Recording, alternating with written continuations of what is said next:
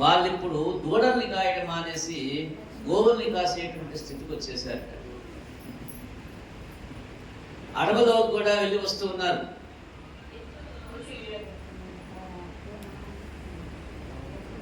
బృందావనం అతి మనోహరమైనటువంటి వనం. ఒకానొక నాడు రామకృష్ణులు గోపబాలులతో కూడి వనాల్లో ప్రవేశించాడు. గోమందల్ని తోలుకుని ఎర్రని చిగుళ్లతో, పుష్పాలతో, ఫలాలతో, తుమ్మెదలతో, పక్షులతో, లేళ్లతో అతి రమ్యంగా ఉన్నది ఆ యొక్క వనం. అలాంటి ఆ యొక్క సమయంలో అన్నా దేవతల చేత ఆరాధింపబడే నీ యొక్క పాదాలకి ఫల పుష్పాలతో నిండి ఉన్న యొక్క వృక్షాలు తలలో మంచి ముక్కుతూ ఉన్నాయా, తుమ్మెదలు నీ యొక్క కీర్తిని గానం చేస్తూ ఉన్నాయి, నెమళ్ళు నిన్ను చూసి ఆడుతూ ఉన్నాయి, మేఘాలు వచ్చినంత ఆనందంతో నృత్యం చేస్తూ ఉన్నాయి. అంటే నెమలను ఒకసారి గమనించావా అన్నా? కోకిళ్ళు ఆహ్వాన గీతికలు పలుకుతూ ఉన్నాయి, ఆలపిస్తూ ఉన్నాయి గీతాలు. నీ పాదాల సోకి ఈ భూమి పవిత్రమైందయ్యా, నేటికి నీ కృపా దృష్టి చేత ఇక్కడి నదులు, పర్వతాలు పవిత్రమైపోతున్నాయని చెప్పి ఆది దేవుడు అనంతుని స్థుతించాడు. అనంతుడు అంటే బలరాముడు. ఇక్కడ ఆది దేవుడు అంటే కృష్ణ పరమాత్ముడు. అత్యంత ఆనందాన్ని చిందిస్తూ అడవంతా తన యొక్క క్రీడారంగంగా సవరించేసేసాడు కృష్ణ పరమాత్ముడు. మురళీగానంతో వనమంతా మారు మ్రోగించాడు. తుమ్మెదలు, హంసలు, కోకిలలు చేసే స్వరాలను అనుకరించేవారు.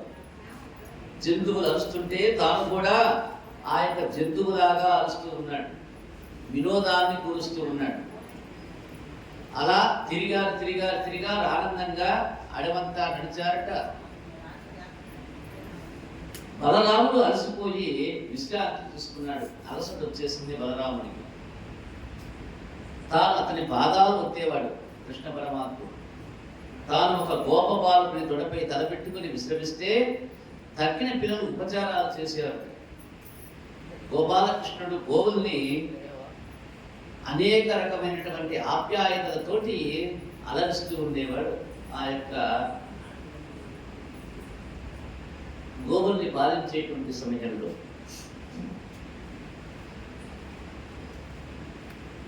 ఈ యొక్క వన విహారంలో ఎంత సేవలు చేశాడంటే కృష్ణ పరమాత్ముడు గోవులే తన యొక్క దైవంలాగా భావిస్తూ తిరిగాడు.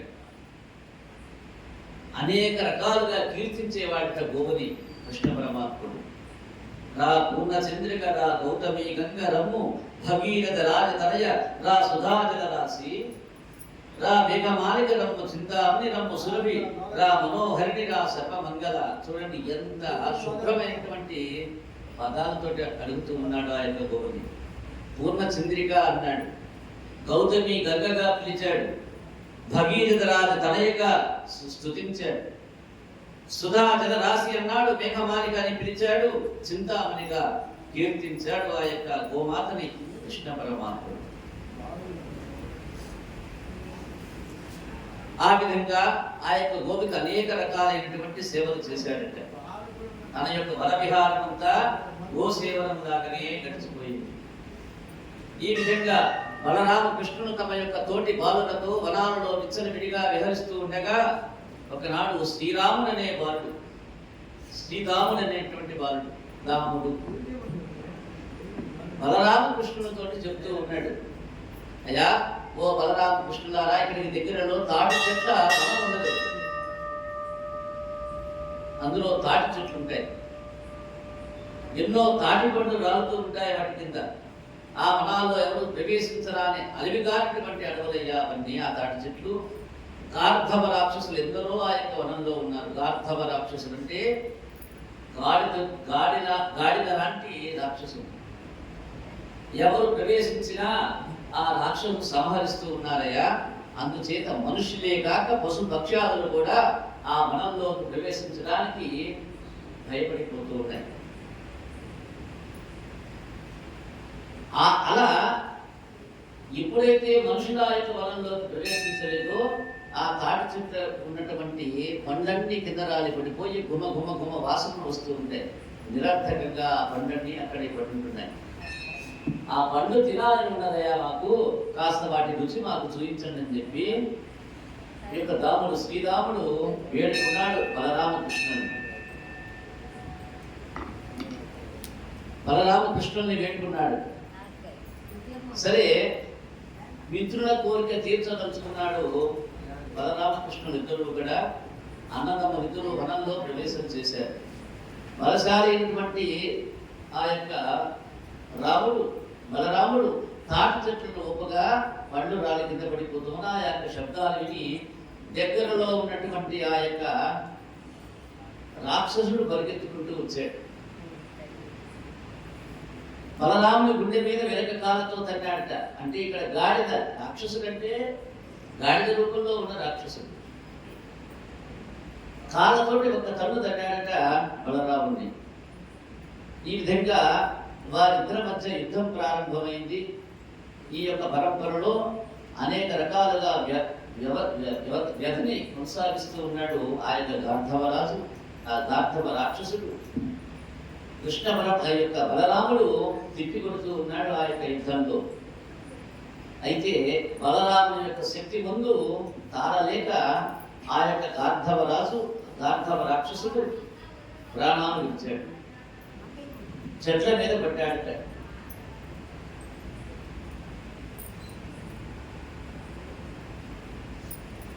ఆ తాకిడికి చెట్లన్నీ రాలి కింద పడిపోయినాయి. జేనుగులు పడిపోవడం చూసి తక్కిన గార్ధవ రాక్షసులు అన్నదమ్ముల మీద యుద్ధానికి వచ్చేసేసారు. బలరామకృష్ణులు వారిద్దరిని అదే విధంగా హతమార్చారు.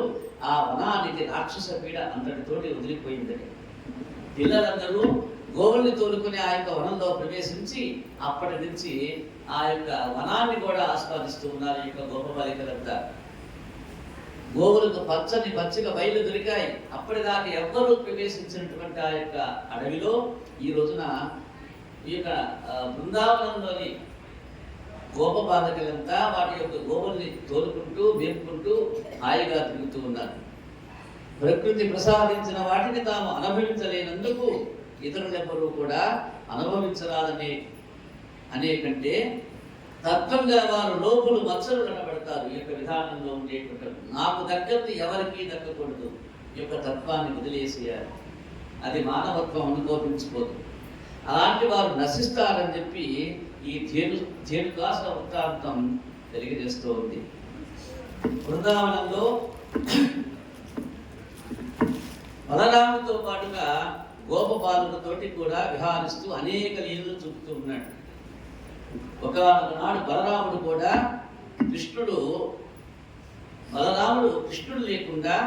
బలరాముడు లేకుండా కృష్ణుడు మిత్రులతో యమునకి బయలుదేరి వెళ్ళాడు. యమునా నది దగ్గర ఆడుకోవాలనుకున్నాడు, విహరించదలిచాడు. అలా యమునకు వెళ్ళి ఆటలాడేటువంటి పరిక్రమలో వీళ్ళందరూ అలసిపోయారట. ఈతలు కొడుతూ ఉన్నారు, ఎగురుతూ ఉన్నారు, గెంతుతూ ఉన్నారు, సొలసి ఉన్నారు అందరూ కూడా. గోవులు గోపబాలులు అంతా యమునలో నీళ్లు తాగి బయటకు వచ్చేశారు అలసి. వెంటనే ఆ నీటి యొక్క ప్రభావం చేత అందరూ మూర్ఛపై కింద పడిపోయినారట. ప్రాణం లేని వారుగా నిశ్చేష్టులుగా పడిపోయి ఉన్నారు వీళ్ళంతా. కదలిక లేదు వాళ్ళలో. ఆ యొక్క నది, ఆ యమునా నదిలో ఒక చిన్న గుంట, ఆ గుంటలో కాలింది అనేటువంటి ఒక సర్పం, మహాసర్పం అలా నివసిస్తూ ఉంది. ఆ కాలింది మణుగులోని నీరు విషంతో కలుషితమైనట్లు తెలుసుకున్నాడు కృష్ణ పరమాత్ముడు. ప్రాణ సంకటంతో పడి ఉన్న గోవులని, ఆ యొక్క గోపబాలుని తన యొక్క అమృతమైనటువంటి దృక్కులతో వీక్షించగా వారంతా లేచి కూర్చున్నారట. ఎప్పుడైతే చావు నుంచి వాళ్ళందరినీ తప్పించి బయటకు తీశారో అందరూ కృష్ణయ్యని అనేక రకాలుగా ఒగిడాలు వేడుకున్నారు, ఎత్తుకున్నారు ఆ యొక్క కృష్ణ పరమాత్ముడిని. కాలింది మడుగు విషం కావడానికి కారణమైనటువంటి కాళీయుడనేటువంటి సర్పాన్ని అక్కడి నుంచి తొలగించకపోతే ఇప్పుడు వీళ్ళేదో ఆయన చూడటం ద్వారా బ్రతికారు. ఇంతకు ముందు ఎన్ని జీవులు సంహరించబడ్డాయో, చంపబడ్డాయో.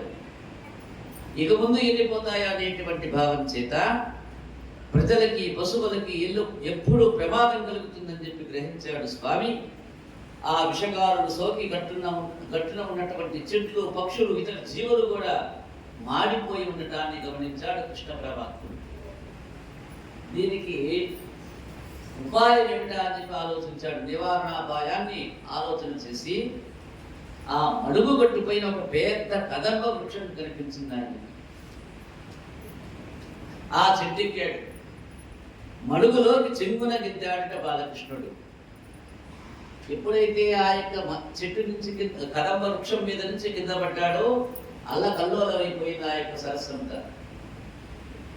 లోపల నివాసం ఉంటూ ఉన్నటువంటి కాలేని యొక్క ప్రశాంతత భంగమైపోయింది. ఎప్పుడైతే పెద్ద శబ్దం రావడం, లోపల ఏదో వస్తువు పడిపోవటం, నీరంతా చల్లాచెదరై ఎప్పుడైతే పోయిందో లోపల నివాసం ఉంటూ ఉన్నటువంటి కాళీయుడు మేల్కొన్నాడు.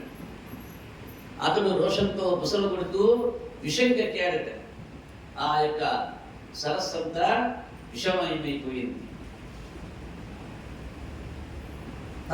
తన స్థానంలో చుచ్చుకొని దాడి చేసిన శత్రువుని ఎదుర్కోవడానికి తన సైన్యాన్ని అప్రమత్తం చేశాడు కాళిందుడు. తన శత్రువు ఎవడో చూసి ఆ యొక్క పసివాడా తనపై దాడి చేశాడని చెప్పి బాలకృష్ణుని శరీరాన్ని చుట్టేసి తొడలు పాదాలు కరవసాగాడు. పెద్ద సర్పమది. ఆ యొక్క సుందర సుకుమార లావణ్యుడు, శ్యామ సుందరుడు కాళింది యొక్క విష ప్రభావానికి ఏమాత్రం జంకటంలే, భయపడటంలే, మందహాసంతో వినోదిస్తూ ఉన్నాడు ఆ యొక్క కాళింది యొక్క నాట్యాన్ని. నాట్యం ఆడినట్లుగా చేస్తూ ఉన్నాడు. ఆయన కరవడానికి ప్రయత్నం చేస్తూ ఉన్నాడు. ఒకవేళ ఘర్షణ కానీ ఆయనకి ఎలాంటి వ్యధ కలగకపోవడాన్ని చూసి ఆశ్చర్యపోయాడు కాళింది. ఒడ్డున నిల్చున్న బాలకులు తమ యొక్క ప్రియమిత్రుడు లోపలికి పోయి ఉన్నాడు. ఏమైపోయినాడు ఏమో, ఇంకా పైకి రాలా అంటూ ఆలోచిస్తూ కాసేపు అనుమానంగా చూశారు. మరి కాసేపు ఆశ్చర్యపడ్డారు, మరికేసేపు ఆవేదన పడుతూ ఉన్నారు పైన ఉన్నటువంటి మిత్రులు. తమ ప్రాణము, దైవము, సర్వస్వము అయినటువంటి బాలకృష్ణుడు ఆ విధంగా ఘోర సర్పం పాలవడం భరించలేకపోయినారు. ఏం చేయలేక నిర్జీవులే నిలబడి చూస్తూ ఉన్నారు. ఏం జరుగుతుందో చూద్దామన్నట్టు. పైన ఉన్నటువంటి గోవులు, దూడలు అంబారావాలు చేస్తూ ఉన్నాయి. రేపల్లెలో ఉత్పాతాలు సంభవించాయని చెప్పి బలరాముడు లేకుండా కృష్ణుడు ఒకడే వెళ్ళాడు. ఎలాంటి ఆపదలో చిక్కుకున్నాడో అని చెప్పి శంకిస్తున్న తల్లులకు అపశకునాలు కనిపించాయి. వెళ్ళిన వాళ్ళు ఇంకా ఆలస్యమైపోతోంది, ఏమైపోయినారు. నిన్నటిదాకా బలరాముడు వారి వెంట ఉన్నాడు అనేటువంటి ధైర్యంతో ఉన్నారు ఆ యొక్క గోప ప్రజలంతా కూడా. ఈ రోజున ఆయన వెళ్ళలేదనేటువంటి విషయం తెలిసింది. కృష్ణుడు ఒక్కడే ఉన్నాడట ఈ యొక్క గోప బాలకులకు. గ్రామంలో ఆ యొక్క గోపాల బాలమంతా ఒక చోటకి చేరారు. కృష్ణుడు తిరిగే చోట్లన్నీ వెతుక్కుంటూ ఆ యొక్క వనమంతా సంచరించారట. వెతుకుతూ ఉన్నారు పరమాత్ముడైనటువంటి కృష్ణ పరమాత్మని, వారి వారి యొక్క పిల్లల్ని. మహాసర్పం చేత నివాసం ఉండబడుతూ ఉన్న ఆ యొక్క కాళింది మడుగు దగ్గరికి వచ్చారు అందరూ. ఆ యొక్క కాళింది మడుగు నుంచి మహాసర్పంతో చుట్టబడిన మాధవుడు పైకి తేలి వస్తూ ఉన్నాడు. బలరాముని చూసి ఇది కూడా ఒక స్వామి లీలే అని చెప్పి తెలుసుకున్నవాడై చిరునవ్వుతో అంతా చూస్తూ ఉన్నారు. అక్కడ గోకుల వాసులంతా ఆర్తులై గొల్లుల ఏడుస్తూ ఉన్నారట. బలరాముడేమో నిశ్చంతగా ఉన్నాడు. ఈ స్వామి లీల మనం చక్కగా ఆస్వాదిద్దాం, ఆనందిద్దామంటూ. అయితే ఆ యొక్క గోకులంలో చూసినటువంటి గోప బాలకులంతా, పెద్దవాళ్ళంతా, ఆ యొక్క పిల్లల యొక్క తల్లిదండ్రులందరూ కూడా గొల్లున ఏడుస్తూ ఉన్నారు. అయ్యో కృష్ణుడు ఏడి, కృష్ణుడు ఏడి, అదిగో ఆ మహాసర్పం వాళ్ళని పడిపోయాడని చెప్పి వాళ్ళంతా అనేక రకాలుగా దోషిస్తూ ఉన్నారు.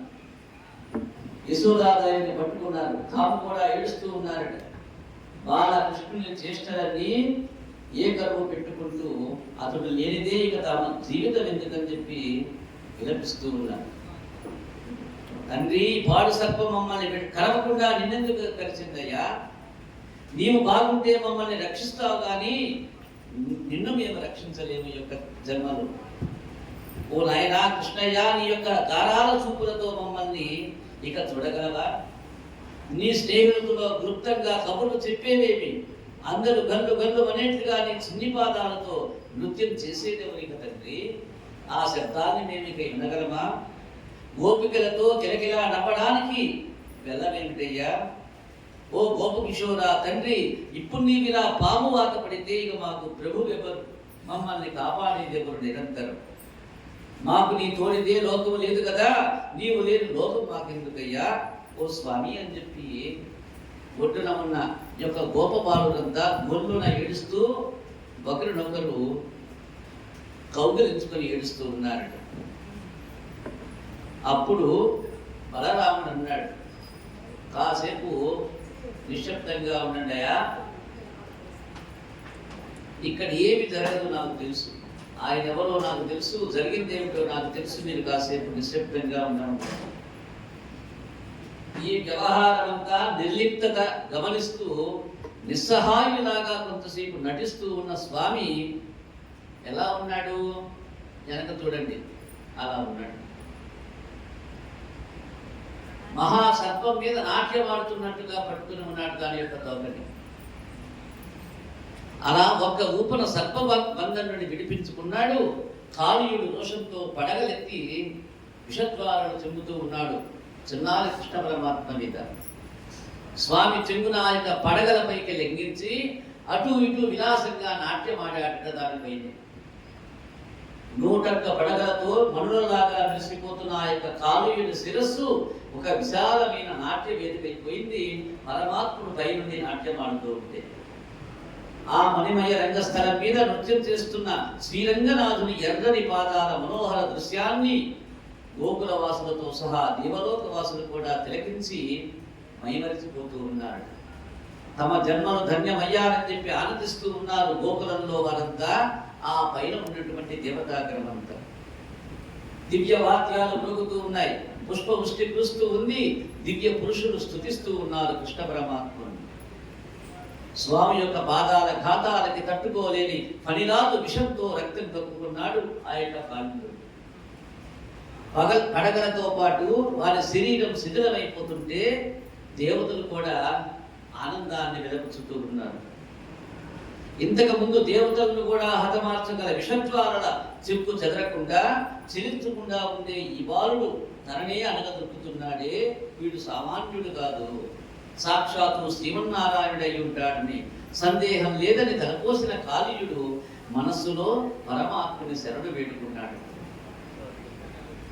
శ్రీకృష్ణుని తాండవ నృత్యం యొక్క తాకిడికి శిథిలమైనటువంటి శరీరంతో కాళీయుడు చావు బ్రతుకల స్థితికి వచ్చేసాడు. వారి భార్యలు తీవ్రమైన శోకంతో ఆర్తులై బిడ్డల్ని ముందుంచుకొని స్వామిని స్తుతించారట. ఆ యొక్క మడుగులోనే నివాసం ఉంటూ ఉన్నాయి. భార్య బిడ్డలంతా పైకి వచ్చేసేసారు. ఎదురుగా తన యొక్క తండ్రి యొక్క పడగల మీద నాట్యం ఆడుతూ ఉన్నటువంటి కృష్ణ పరమాత్ముని వేడుకుంటూ ఉన్నారు, స్తుతించారట. ఓ జగదీశ్వర, దుష్టుల్ని దండించడమే నీ యొక్క అవతార కార్యం కాబట్టి నీవు దండించడం యుక్తంగానే ఉన్నదయా. నీ యొక్క దండన వాస్తవానికి అనుగ్రహమే కదా. అపరాధం చేసిన వారు నీ చేత దండించబడితే వారి పాపాలన్నీ తొలగిపోతాయో కృష్ణ పరమాత్మ. ఎట్టి తపంబు చేసెనో, ఎట్టి సుకర్మములాచరించెనో, ఎట్టి నిజంబు పలికెనో ఈ ఫలిపూర్వ భవంబునందు మున్నెట్టి మహానుభావులకు నిన్నడు చేరవ కాని నీవు నేడెట్టి వినోద లీలద ఎట్టి చిండెదవి ఫణీంద్రునిపై. వీడు ఎలాంటి పాపాలు చేశాడో పూర్వజన్మలో,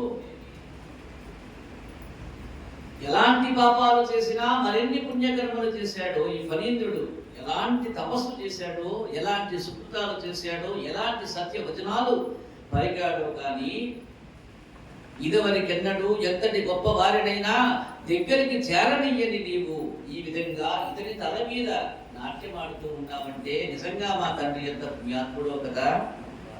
నీ లీలా వినోదాన్ని ప్రదర్శించావయా, అందరినీ కూడా ధన్యత చేకూర్చావు. నీ యొక్క రూపలావణ్య సుకుమారమైనటువంటి నాట్య విలాసాన్ని చూయించావు.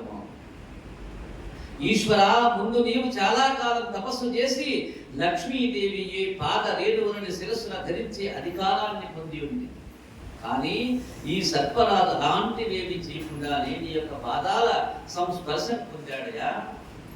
ఎంత అద్భుతమో కదా.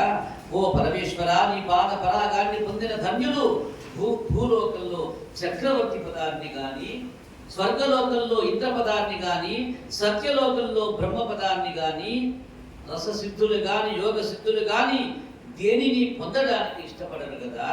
ఓ నాయన, ఎవ్వరికి లభించని యొక్క మహాభాగ్యం పగబట్టి పరులను హింసించే ఈ యొక్క ఫణిరాజుకి ఎలాగా సిద్ధించిందో మాకు ఆశ్చర్యంగా ఉంది. నీ అనుగ్రహం ఎవరికి ఎప్పుడు ఎందుకు లభిస్తుందో ఎవరు ఎరగలేదు ఓ స్వామి.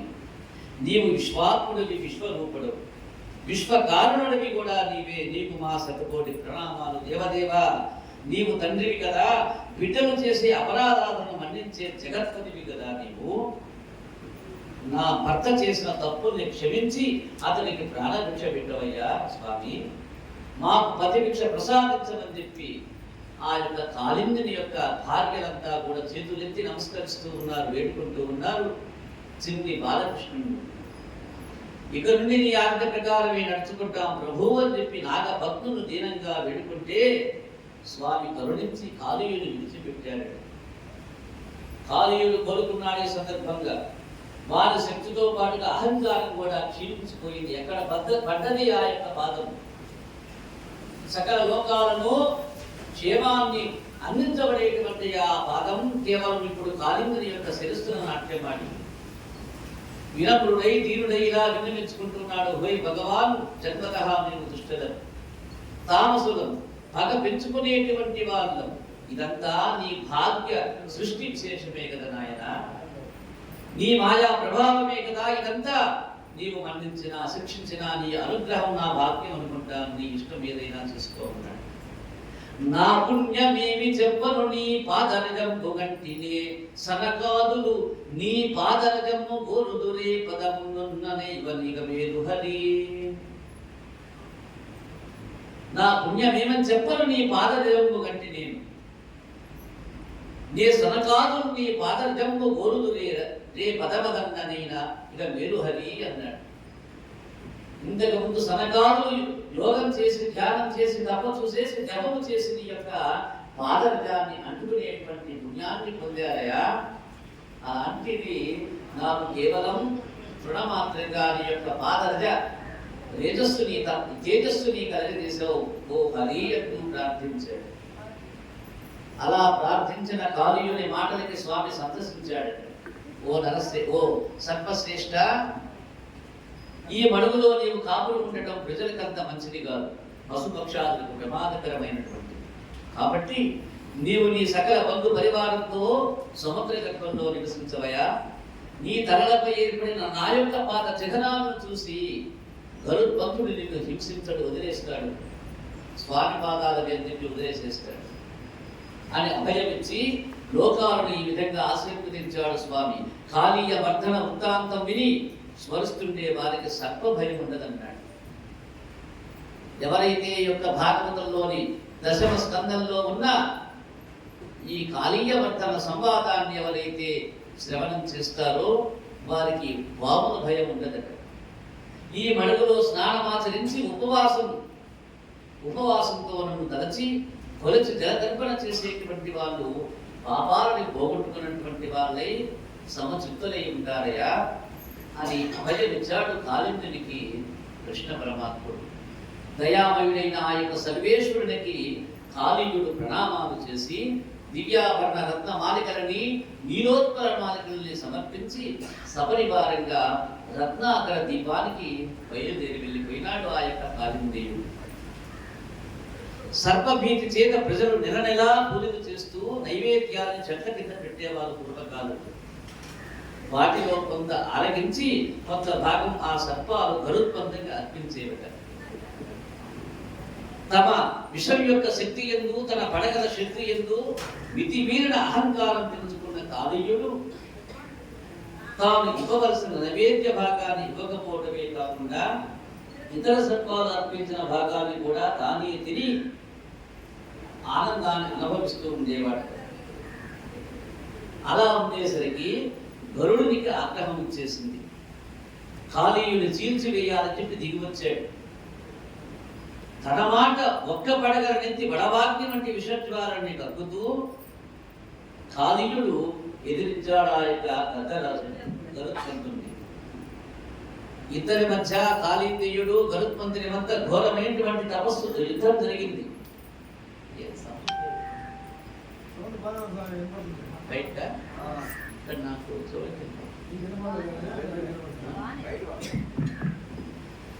ఇద్దరి మధ్య ఘోర యుద్ధం జరుగుతోంది.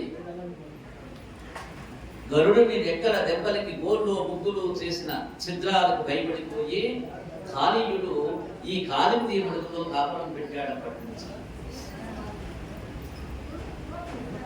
ఆ యొక్క గరుత్మంతుడు ముని శాపం వలన ఈ మడుగు ప్రాంతాలకి రాలేడని కాళీయుని యొక్క ఆలోచన. మొదట్లో సౌభావి అనేటువంటి ఋషి ఈ మడుగులో తపస్సు చేసుకునే సమయంలో గరుడు వచ్చి అందులో చేపల్ని తినేస్తూ ఉండేవాట. ఆ చేపలు కూడా ఎలా తినేవాట, వీలైనంత ఎక్కువ చేపల్ని సంహరించాలనేటువంటి ధ్యేయంతో తినేవాడు. అంటే అది చచ్చేంత వరకే నోట్లో పెట్టుకుంటాడు, చచ్చిన తర్వాత నిలబడేస్తాడు. సహజంగా ఎందుకు చంపాలి? ఒక బొంగ అంటే ఒక పక్షి చేపను ఎందుకు చంపాలి? కడుపు నింపుకోవడానికి చంపాలి. ఈ గత అలా చేసేది కాదట. కేవలం చంపడం కోసమే వాటిని తింటూ ఉండేది. సగం తిని సగం కింద పడేసేది. ఈ విధంగా ఎక్కువ చేపల్ని చంపుతూ ఉండేదట ఆ యొక్క గరుడు.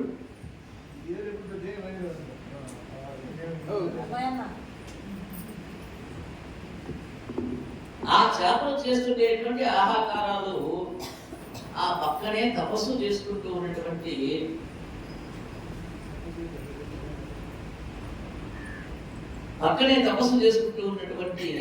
ఈ ముని విన్నాడు. సౌరభి అనేటువంటి ముని. అలా విని ఏమిటి యొక్క వింత ఆలోచన అని చెప్పి దాని యొక్క చేష్టని పరిశీలిస్తూ ఉన్నాడు. ఆ మడుగు దగ్గరికి ఏ పక్షులు రాకూడదని చెప్పి అప్పటి నుంచి శపించాడు. ఇక ఆ మడుగు దగ్గరికి ఏ పక్షి రాకూడదని చెప్పి శపించాడు సౌభావి. ఆ విధంగా కాళింది మడుగులో ప్రవేశించిన కాళీయుడు ఇప్పుడు శ్రీకృష్ణుని ఆదేశం చేత విడిచి అక్కడికి వెళ్ళిపోయినట్టు. అంటే తను కనబడితే గద్ద ఆకుపోతాడు. గద్ద ఆకుపోకుండా ఉండటం కోసం అని చెప్పి తాను ఇందులో నివాసం ఉన్నాడు. ఇందులో ఎందుకు నివాసం ఉన్నాడంటే ఇక్కడికి ఏ పక్షి రాదు. దానికి కారణం సౌభావి యొక్క శాప కారణం. కాబట్టి ఇప్పుడు కృష్ణ పరమాత్ముడు దాన్ని ఏం చేశాడు? కాపాడాడు. కాపాడి నీవు ఎక్కడైనా స్వేచ్ఛ విహారంగా ఉండవచ్చు, ఆ గద్దరాలైనటువంటి గరుత్మంతుడు ఇక నీ తోలికి రాడు. ఎందుకని? నా పాదాలు నీ మీద ఉన్నాయి కాబట్టి నీకు ఎలాంటి భయం లేదని చెప్పి ఆదేశిస్తే ఇక ఆ యొక్క ఆదేశం మీద ఈ కాళింది మడిని వదిలి వెళ్ళిపోయాడట. ఆ యొక్క కాళీయుని అతని భక్తులు సమర్పించిన దివ్య గంధ అంబర సువర్ణ మణిమయ బాలికల్ని ధరించి శ్రీకృష్ణుడు బయటికి రావడం చూసిన యశోద, రోహిణి మొదలైన గోపాంగనలు, నంద సునందాలైన గోపకులు మూర్తి నుండి తేడుకొని పరమానందంతో గంతులు వేశాడు. అయాచిని కృష్ణయ్య వచ్చేశాడు బయటికి ఆనందంగా. బలరాముడు తమ్ముని గడాలింగనం చేసుకున్నాడు. గోవులు వృషభాలు సంతోషంతో రంకెలు వేస్తూ గంతులు వేశాయట. ఆ చుట్టుపక్కల ఉన్నటువంటి చెట్లన్నీ చిగుర్చి కనిపిస్తూ ఉన్నాయి. బ్రాహ్మణులు స్వస్తి వచనాలు పలికారు. దేవతలు పుష్పవృష్టిని కురిపించారట ఆ యొక్క ప్రాంతంలో. అప్పటికే సూర్యుడు అస్తమించాడు. అందరూ తిరిగి వారి యొక్క స్వగ్రామానికి బయలుదేరి వెళ్తూ ఉన్నారు. కొంతమంది వెళ్ళిపోయిన తర్వాత చాలా మంది మిగిలిపోయినారంట అక్కడే. వీళ్ళందరి ఆలోచన ఏమిటి అంటే ఆ రాత్రికి అక్కడే విశ్రమించాలనుకున్నారు వీళ్ళంతా. చెట్ల కింద ఆకులు గడ్డి పరుచుకొని ఈ మిగిలిపోయిన వాళ్ళంతా విశ్రాంతి తీసుకోదలిచి విశ్రమించారు. రోజంతా భోజనం లేక వ్యాకుల పాటు చెంది ఉండటం చేత పడలిక చేత గాఢ నిద్రపోతూ ఉన్నారు వీళ్ళంతా.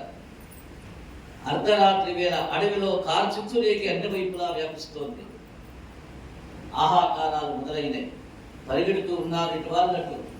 గోవుల అంబారావాలతో ఆ ప్రాంతమంతా మారుమ్రోగిపోతోంది. కృష్ణ రక్షించు, కృష్ణ రక్షించు అని చెప్పి అరవటం మొదలు పెట్టారట ఆ గోపబాలునంతా. అప్పుడు దీనబాంధవుడైనటువంటి ఆ యొక్క దేవదేవుడు ఆ దావాగ్ని తన నోటిలో చేసుకున్నాడు. అంతటా జయధ్వానాలు నిండిపోయినాయి. తెల్లవారుతుండగా అక్కడ మిగిలిపోయి ఉన్నటువంటి గోపబాలునంతా వారి యొక్క స్వగృహాలకు చేరారు. ఈ విధంగా అప్రతిహతమైనటువంటి తన యొక్క లీలల్ని, తన యొక్క మాయలని ఆ యొక్క ప్రజలకు చూపిస్తూ వీరోళ్ళ కొనియాడబడుతూ ఉన్నారు బలరామకృష్ణుడు. కృష్ణుడిని చూస్తే ఆనందించినటువంటి వాడు ఉండడు ఆ యొక్క గ్రామాల్లో. ఆయన యొక్క అప్రతిహతమైనటువంటి ఈ చేష్టల్ని పలు పలు విధాలుగా అందరూ ఆస్వాదిస్తూ ఉన్నారు. ఆ విధంగా కృష్ణుణ్ణి దైవ సమానంగా అందరూ చూస్తూ ఉన్నారు. జై రమారమణ వాసుదేవ్ వాసుదేవ్ వాసుదేవ్.